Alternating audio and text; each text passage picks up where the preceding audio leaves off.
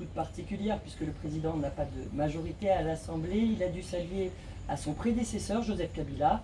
Et pour en parler ce matin à mes côtés, Patient Ligodi, qui co-présente cette édition spéciale, nos autres correspondants à Kinshasa, Kamanda Wakamanda Muzembe et Pascal Moulégois, qui interviendront dans un instant. Et puis surtout notre invité de marque, Vital Kamerhe, directeur de cabinet du président, qui a accepté de se prêter au jeu des questions-réponses. Bonjour Vital Kamerhe. Bonjour Sonia Rollet. Merci d'être avec nous. Alors on va rentrer, si vous le permettez, dans le vif du sujet en réécoutant cette déclaration lundi de la présidente de l'Assemblée nationale, Janine Mabunda, proche de l'ancien président. Elle réagissait à une déclaration du chef de l'État qui disait ne pas exclure la dissolution de l'Assemblée en cas de perpétuation de problèmes. On l'écoute.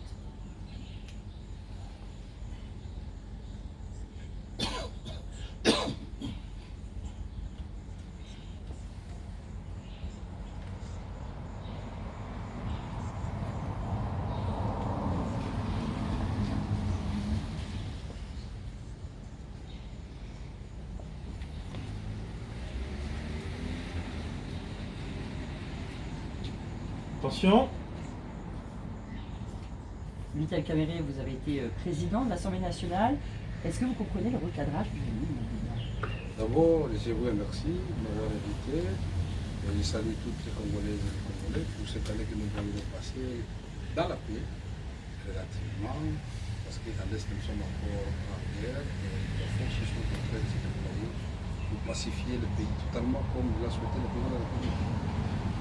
La sortie de Mme Mabunda, présidente de l'Assemblée nationale, c'est comme un géré de la sortie. Je ne sais pas c'était à quelle occasion, c'est plus tard.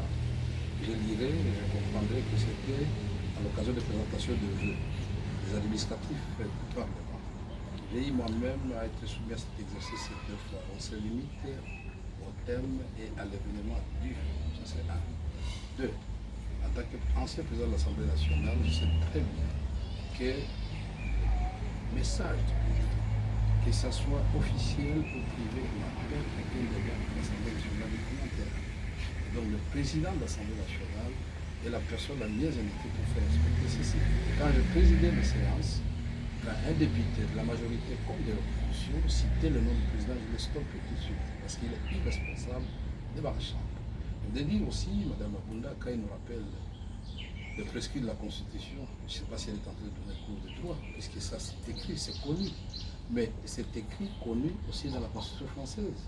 De Gaulle a salué seulement le président du Sénat, il avait salué le président de l'Assemblée nationale, il a dit monsieur, merci beaucoup, je vous ai consulté, j'ai dissous l'Assemblée. Mitterrand a fait encore mieux, il les a invités, il a dit, Françaises et Français, je considère que la coalition nationale, tant souhaité n'est pas là, il a dissous, Chirac l'a fait. Et donc, c'est un droit reconnu. Le président n'a jamais dit qu'il a dissous l'Assemblée nationale, mais personne ne peut le bénéficier. Qui mesure les degrés de la crise? C'est le président. Patient Ligodi. Vital Kamerhe, on a vu vos députés réclamer des mimo la démission de la présidente de l'Assemblée nationale, en citant d'ailleurs votre exemple. Vous avez dû démissionner suite à un désaccord avec Joseph Kabila. Janine Mabunda doit-elle démissionner? Les comparaisons ne pas raison et les cas ne sont pas comparables. Moi, j'avais dit au Premier ministre Gizenga que c'est inacceptable et c'est en violation de la Constitution que les troupes étrangères rentrent sur le territoire congolais sans en informer l'Assemblée nationale, alors que le ministre rwandais de la Défense avait pris le soin d'informer son Parlement avant de venir au Congo. Et cela a été récupéré au niveau de la présidence comme outrage à la personne du président de la République. Mais du coup, dans ce cas-là, est-ce que vous pensez que Janine Mabunda, elle, a dépassé les bornes et doit démissionner, ou est-ce que vous pensez qu'elle...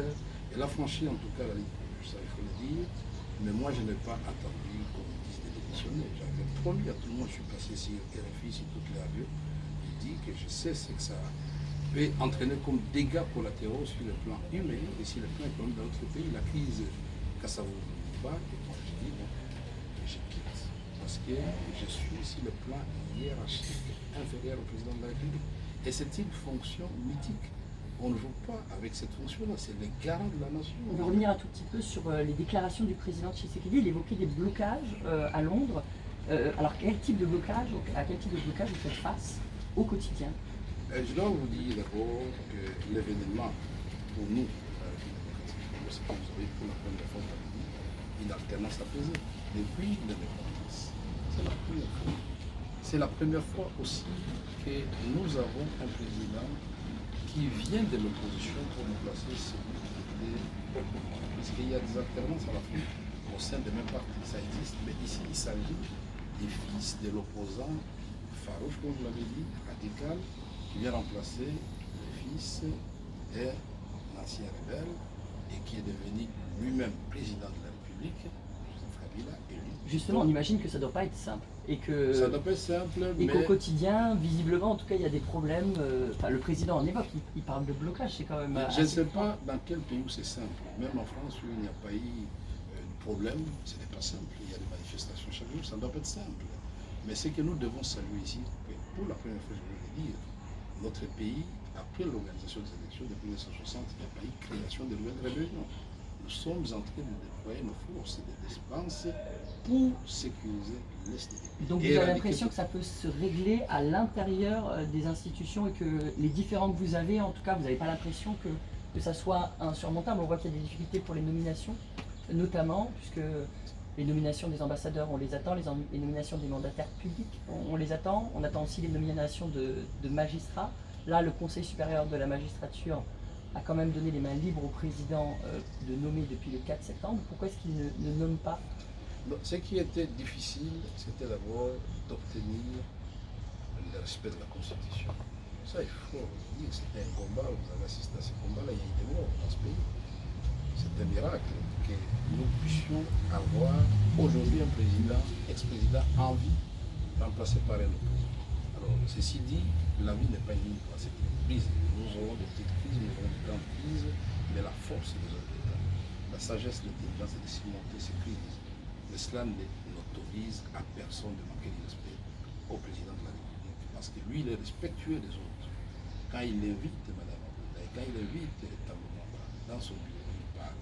C'est une façon de les respecter. Et ce n'était même pas une consultation, c'était dit, voilà, les choses ne passent pas très bien, puisque le rôle de l'Assemblée nationale, justement, c'est dit depuis l'investiture du Premier ministre, Ilunga Ilunkamba, le programme adopté à l'Assemblée nationale, aurait souhaité que la vitesse d'exécution des travaux puisse être supérieure à celle vécue quand nous étions dans une forme de cohabitation. Vous n'avez pas souligné cela.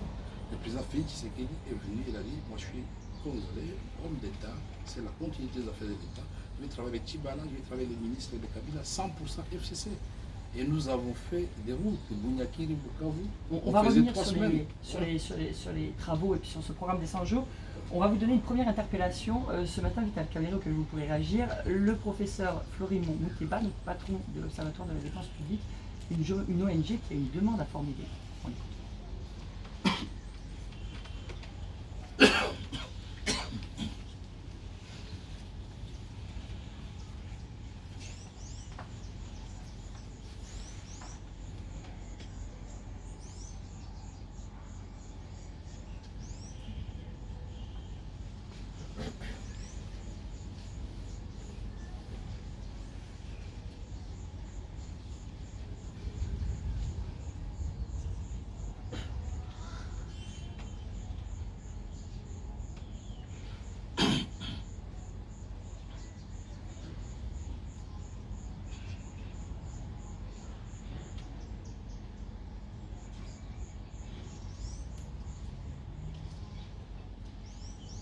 Vital Kamerhe, 84% de marchés passés l'an dernier sans appel d'offres selon l'ODEP. N'est-il pas temps que ça change? Ça, c'est un grand mensonge.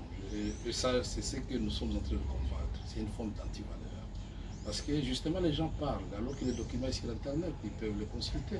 Qu'est-ce que nous avons fait? Parce que nous sommes respectueux des lois. Mais le marché des maisons, c'est un marché conclu sous le président Kabila, qui a suivi toute la procédure et inscrit au journal officiel. Le marché de toutes les routes dont nous parlons, tous ces marchés existaient.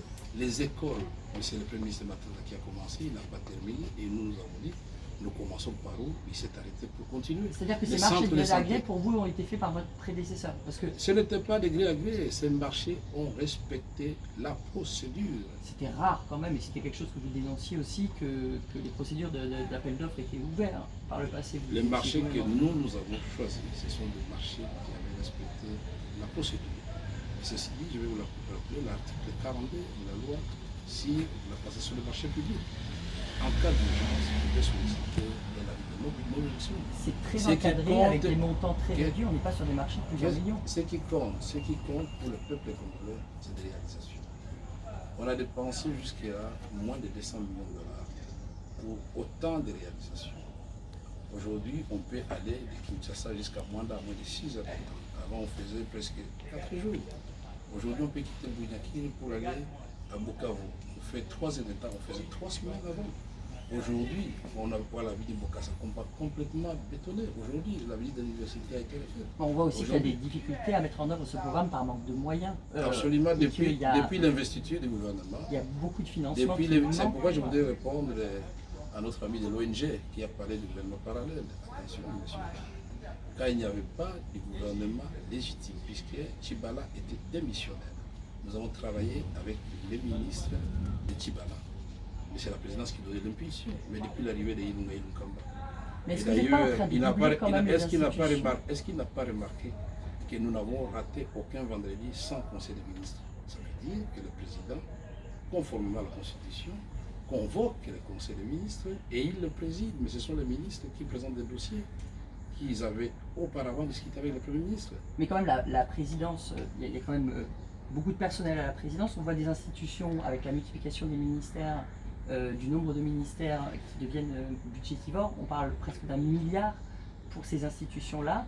Ça correspond aussi au fait que vous soyez en coalition, certes, mais c'est un poids énorme sur le budget de l'État. Et ça, donc, c'est le président Tshisekedi. Nous, c'est la présidence. Ça, Puisque c'est la formation- le DEP qui dit que ça fait beaucoup et qu'il Non, faudrait réduire les le coûts. DEP a menti d'abord sur les chiffres de programme des 100 jours. Et ça fait mal. Quand on voit des gens sérieux raconter des choses qu'on peut vérifier sur Internet. Ce programme, le montant total est 436 millions de dollars américains qui n'ont pas été débloqués en totalité. Je Oui. crois que ce qui l'étonne, c'est de voir le Ils le nombre. disent, hein, ils le disent, ça, qu'il y Et a c'est- eu un c'est- problème de décaissement quand même. Non, ce qui l'étonne, ce monsieur de l'ODEP, c'est de voir qu'on puisse construire plus de 40 centres de santé, plus de 119 écoles, autant de routes asphaltées, autant de routes ouvertes dans chaque province. 26 provinces, il y a au moins une réalisation. Et le président avait dit clairement que pour lui, celui qui donne l'impulsion, il répond à ce monsieur-là, c'est lui le garant du fonctionnement de toutes les institutions. Le président, pour lui, l'homme sera au centre de l'action du gouvernement. Et quand ça ne veut pas, il rappelle le Premier ministre